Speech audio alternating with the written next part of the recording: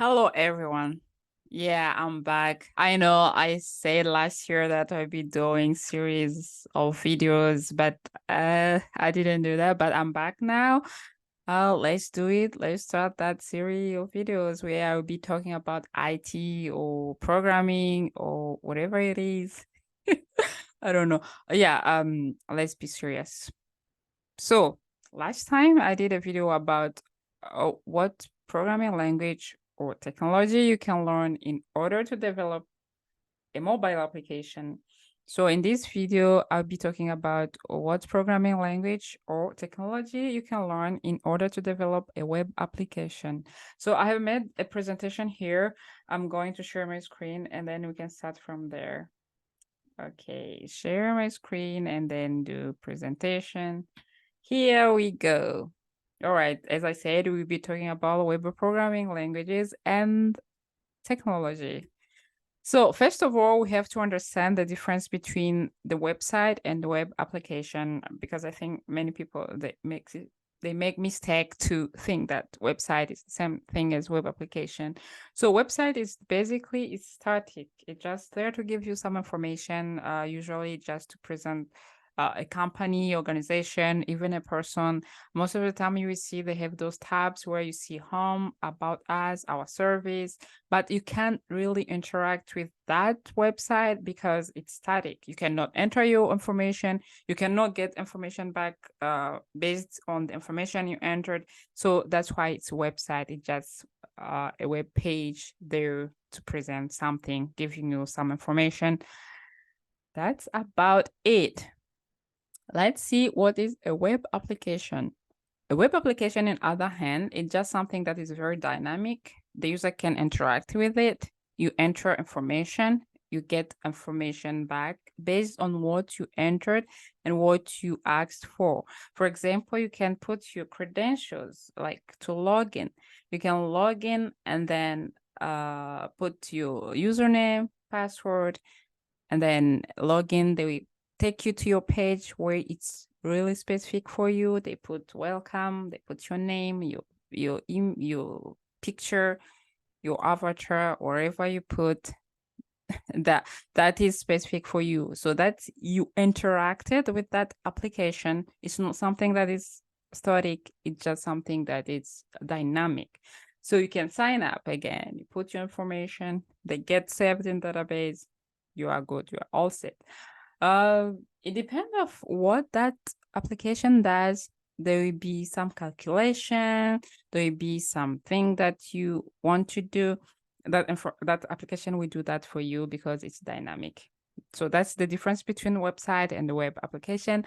I hope now you know the difference between those. If you didn't know that before, now you know. Okay, so with that being said, the web application, that's what we'll be talking about today, and not a website. Okay, so the web application has two parts. There's a front end and then there's a back end. And there are two types of developers. There are some developers, they only develop front end. There are others, they only develop back end. There are others, they do both. Those who do both, they are called full stack developer. So the front end part is the part that you see the beautiful page, the colors, the images, the button, all those stuff that you see in front of you, that is the front end part.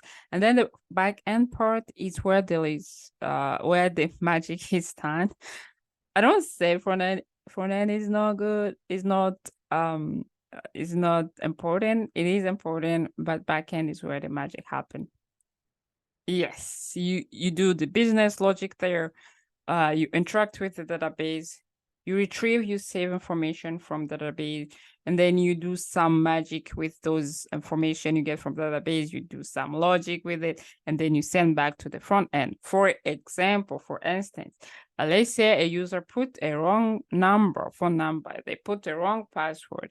You will get the information from front end, and then you will check with the database if the information is the same as the one you have in the database. If it's not, that comparison, that is a business logic. So you have to send a message to the front end, but the front end job is to make that message will pop up, will be red, will be green, will be yellow, whatever the front end decide to do with that message, they do that the user will see, it will be user friendly. Okay, so let's go to which front end programming language you can use in order to develop a web application. First of all, the basic thing that you have to learn for the front end is HTML5, CSS3, JavaScript, or TypeScript. Those are the basic things that you have to learn in order to develop front end part. Okay, so which framework you can use? So a framework, it's like a tool that provides a ready-made component or solution or libraries. So there are people who put together the effort and then develop libraries to help other developers. You don't need to develop things from scratch. For example, in mathematics, whatever it is, in math, we have some function like square root, multiplicate, all those stuff. You don't need to do those function for yourself because there's some framework, they give you those functionality already there. You don't need to develop them from scratch. So the framework is it's a tool that has so many things already developed. You don't need to develop by yourself. So for front end, there is a React, Angular. Personally, that's the one I use. There is Vue.js, jQuery, Bootstrap, Ember. There are many out there, but this is what I just put here. You go there, you search, you learn, you do whatever you want about it. I'm just giving information out there. Yeah, but for me personally, I use Angular. Let's go to backend. Backend programming language and technology. Java, of course. I put it first place because that's the one I use. There's Python. Python is easier to learn, and Python can really do many things other than web programming. Like Python can be used for AI, artificial intelligence, can be used for machine learning, can be used for big data. Python is a very good to learn, I think, because you can use it for so many things other than web application. So there is a PHP, C#. C# is Microsoft's programming language. There's Ruby, Perl, Scala, Go, Kotlin, Dart. Dart, I think I talked about it a little bit in my last video where I was talking about the cross-platform development for mobile application. So this Dart is used in Flutter. Flutter, we see it just a little bit later. But yeah, you can use this because Dart is a cross-platform where you can make mobile, iOS, Android, and then web.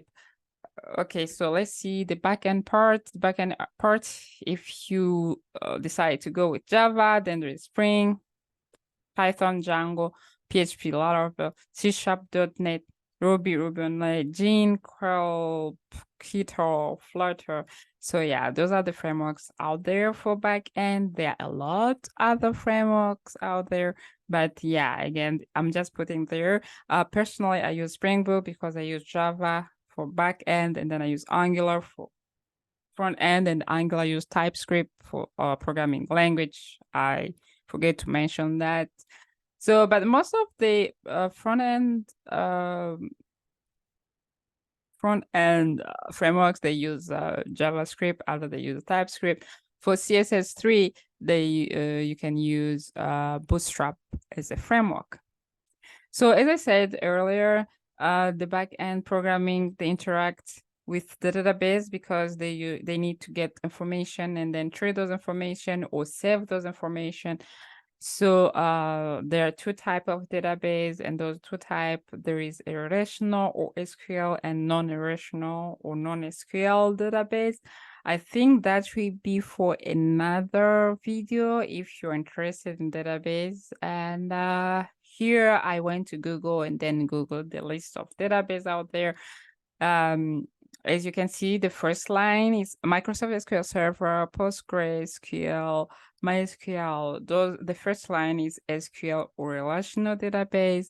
There are other non-SQL database which are non-relationship, which are no SQL. There's MariaDB, there is Cassandra.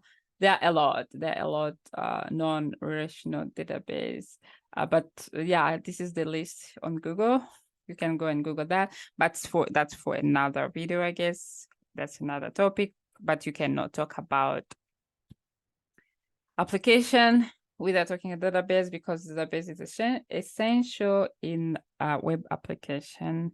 So thank you very much for listening to me and following this video. If you have a question, about this video, put it in the comment. If you have a suggestion of any video you want me to do, put it in the comment. I hope you stay tuned. We stay together. Bye-bye. See you next time, hopefully.